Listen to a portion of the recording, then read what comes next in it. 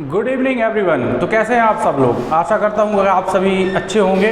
तो आज फिर एक नए सेशन के साथ हम आपके साथ में जुड़ने जा रहे हैं जिसका नाम है प्रेजेंट परफेक्ट टेंस। तो प्रेजेंट परफेक्ट टेंस चूँकि मुझे ऐसा लगता है कि थोड़ा सा कॉम्प्लिकेटेड है, क्योंकि वर्ब का तीसरा रूप जो कि परफेक्ट फॉर्म उस पर यूज़ होता है। दूसरी चीज़ कि परफेक्ट टेंस को समझने के लिए ये समझना होगा कि परफेक्ट टेंस का जो एक्शन होता है वो पास्ट का ही एक्शन होता है, ठीक है ना, जो कि रिसेंटली प्रेजेंट में कंप्लीटेड होता है। तो इस चीज़ को समझने के लिए बेटा अपन को समझना होगा कि इसमें किस टाइप की हेल्पिंग वर्ब लगती है ना, एक्शन किस मूड में काम करता है, टाइम के एक्सप्रेशंस क्या होते हैं, ये सभी चीज़ें हमें समझनी पड़ेगी। तो चलिए आए देखते हैं present perfect tense.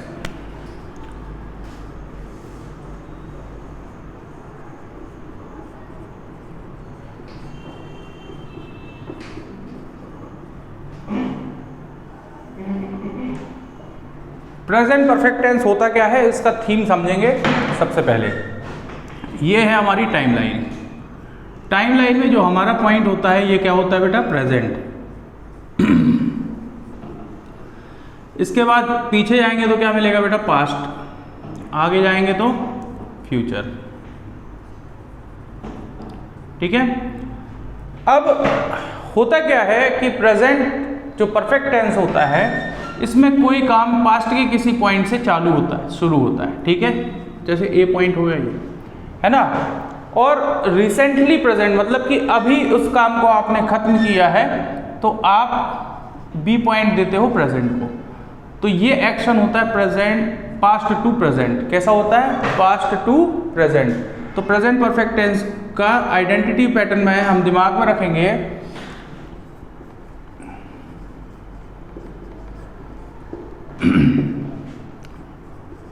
Past to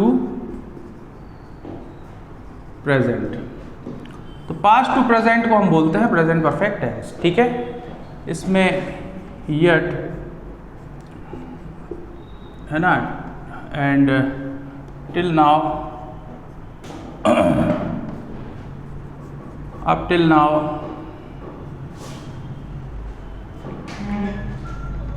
so far, etcetera, इस टाइप के टाइम एक्सप्रेशंस का यूज़ होता है। ये चीज़ समझ के चलना है। टिल नाउ हो गया, टिल हो गया, अब टिल नाउ हो गया या यट हो गया, इन सब का मतलब होता है अभी तक, ठीक है। क्या मतलब होता है बेटा? अभी तक। आइडेंटिटी के बाद हम दिमाग में रखेंगे कि हमें हेल्पिंग वर्ब कौन सी यूज़ करनी है। हैव फॉर्म की हेल्पिंग वर्ब जो कि प्रेजेंट में यूज़ होती है, हैज़ और हैव। इसके बाद हमें मेन वर्ब में वर्ब का परफेक्ट फॉर्म जिसको हम third form of the verb बोलते हैं, इस चीज़ को हमें कंप्लीट करना है। मेन वर्ब के बाद हमारे पास सबसे इंपॉर्टेंट चीज़ आती है पैटर्न। पैटर्न जो होता है वो होता है सबसे पहले हम सब्जेक्ट रखते हैं जिसमें कि he, she, it, name, I, we, they, you आते हैं, ठीक है ना। इसके बाद हम रखते हैं हैज़ या हैव को। तो हैज़ या हैव हेल्पिंग वर्ब रखते हैं, है ना। ये रखी जाती हैं according to the number of the subject. Number singular है सब्जेक्ट का तो हैज़ और प्लूरल है तो हैव। और मैं एक चीज़ और आप लोगों को आज पते की बता दूंगा, रटने की ज़रूरत नहीं पड़ेगी। फिर मेन वर्ब का परफेक्ट फॉर्म यूज़ करेंगे, ऑब्जेक्ट एंड अदर वर्ड्स, ठीक है। पते की बात ये बताने वाला हूँ कि जो भी हमारी हेल्पिंग वर्ब्स होती हैं जैसे do, does, did, be form की क्या होती है बेटा? इज, एम, आर, ठीक है। Was and were. Have form की क्या होती हैं? हैज़, हैव और हैड, ठीक है। अब इनमें से हमें ये ऐसी वर्ब्स अंडरलाइन कर लेनी है जिसमें एस आ रहा है। ये देखिए एस आ रहा है जिसमें, ठीक है। तो ये जितनी भी एस पे ख़त्म होने वाली वर्ब्स हैं, है ना, हेल्पिंग वर्ब्स हैं, ये सारी की सारी सिंगुलर होती हैं। क्या होती हैं? सिंगुलर। तो सिंगुलर सब्जेक्ट जो कि ही, सी, इट और नेम होता है उनके साथ में इनका यूज़ किया जाता है। तो ये बात रटने वाली नहीं है, समझने वाली है, आप इजीली समझ सकते हैं, ठीक है। तो हैज़ हम सिंगुलर के साथ में यूज़ करेंगे और बाकी के साथ में हम हैव का यूज़ करेंगे। तो हिंट देखिए, इसमें हिंट की बात करते हैं अपन। सब्जेक्ट के स्थान पर अगर singular subject he, she, it और नेम का प्रयोग करें, ठीक है, तो कौन सी वर्ब यूज होगी? हैज़। बात समझे? ये बात, ठीक है। और अगर आई, वी, दे और यू जो कि प्लूरल सब्जेक्ट्स हैं उनके साथ में हम क्या यूज़ करते हैं बेटे? हैव। ठीक है, तो हैज़ और हैव का यूज़ इस टाइप से हमें करना है।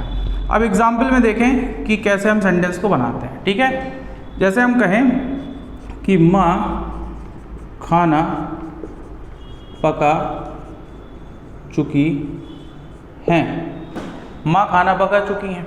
ठीक है, तो माँ ने भाई खाना पकाया है अभी, जब आपने बोला अभी पूरा कंप्लीट हुआ है ना खाना पकना। और स्टार्ट तो ये पास्ट के किसी पॉइंट से हुआ होगा ना, मतलब कि 1 आध घंटे पहले खाना पकाना चालू किया होगा और अभी जा करके कंप्लीट हुआ। तो ये रिसेंटली कंप्लीटेड एक्शंस जो होते हैं इनको एक्सप्रेस करने के लिए ही हम प्रेजेंट परफेक्ट टेंस का यूज़ करते हैं। ये चीज़ आपको माइंड में रख लेनी है। तो माँ खाना पका चुकी है, तो इसका मतलब क्या है? Mother has cooked food. Mother इसमें सब्जेक्ट है, मदर उस नाम को बोलते हैं जो हमें जन्म देती हैं। तो नेम के साथ में क्या लगाते हैं बेटा? हैज़ लगाते हैं, तो हमने हैज़ लगा दिया। वर्ब का थर्ड फॉर्म पकाना क्या होता है? कुक, तो कुक में ईडी लगा दिया तो वर्ब का थर्ड फॉर्म बन गया। इसके बाद ऑब्जेक्ट जो क्या पकाया, तो बोले फूड, है ना, तो ये ऑब्जेक्ट हो गया। जैसे मैं पहले भी बता चुका हूँ कि क्या का रिप्लाई जो होता है वो नाउन होता है। ओके, तो क्या का रिप्लाई नाउन होता है और नाउन प्रोनाउन ही ऑब्जेक्ट या सब्जेक्ट बनाए जा सकते हैं। इनके अलावा कोई और वर्ड ऑब्जेक्ट या सब्जेक्ट नहीं बनाया जा सकता। ठीक है, नेगेटिव क्या बनेगा बेटा? मदर हैज़ कुक्ड, लेकिन इधर पर हमें दिमाग में रखना है एक चीज़। ठीक है, नेगेटिव बना रहे हैं तो नॉट का यूज़ करेंगे, तो इधर पर हैजेंट कर दो। हैजेंट का मतलब होता है हैज़ नॉट। ठीक है, देन कुक्ड फूड। अब आप नेगेटिव अगर आ गए हैं तो इंटरोगेटिव तो आपसे बन ही जाएगा। हैज़ को हमें सबसे पहले रखना है। ठीक है, तो ये क्या का संकेत देगा? शुरुआत में सेंटेंस के क्या आता है तो हमें हेल्पिंग वर्ब सब्जेक्ट के पहले रखनी होती है। सेंटेंस के बीच में क्या आता है तो हमें वर्ड का प्रयोग करना होता है, फिर WH वर्ड का। ठीक है, तो हैज़ मदर कुक्ड फूड, क्या माँ खाना पका चुकी है। ठीक है, आपको वाई वैन वेयर से बनाना है तो सिंपली बना सकते हैं आप। जैसे आपने कह दिया कि why have you called me, why have you called me. ठीक है, और साइन ऑफ इंटरोगेशन को लास्ट में लगा देना है। तो ये सिंपल सा एक पैटर्न होता है ना, जिसको हम बोलते हैं प्रेजेंट परफेक्ट टेंस। ये इसका बेसिक है जिसको आपको समझना है। इस चीज़ पे बहुत दिमाग में रखना है। क्यों रखना है, इस चीज़ को समझो। जैसे मैंने कहा कि he did not call me yet. अब ये सेंटेंस जो आपके सामने लिखा हुआ है, ये सेंटेंस सही है कि गलत, ये बताओ।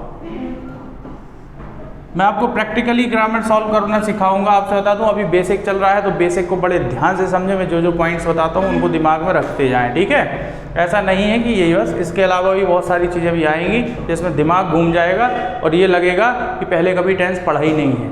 ठीक है ना, फर्स्ट टाइम है, नए प्रकार से टेंस समझ में आ रहा है, ये ऐसा लगेगा आपको जब मैं वैसे सेंटेंसेस लाऊंगा। हमने कहा he did not call me yet. Okay, लोग बाग आपको सिखा देते हैं येट का मतलब अभी तक होता है, नेगेटिव सेंटेंसेस का साथ में यूज़ होता है, लेकिन कोई ये नहीं सिखाता है कि कोई काम है। अब ये काम कहाँ हो रहा है बेटा? डिड नॉट लगा है तो ये हो रहा है पास्ट में। कहाँ पे हो रहा है? पास्ट में ये काम हो रहा है। बात हम कहाँ से कर रहे हैं? प्रेजेंट से। तो एक्शन कैसा बना? Present to past. तो प्रेजेंट टू पास्ट अगर बनेगा तो ये पास्ट इंडेफिनिट बनेगा।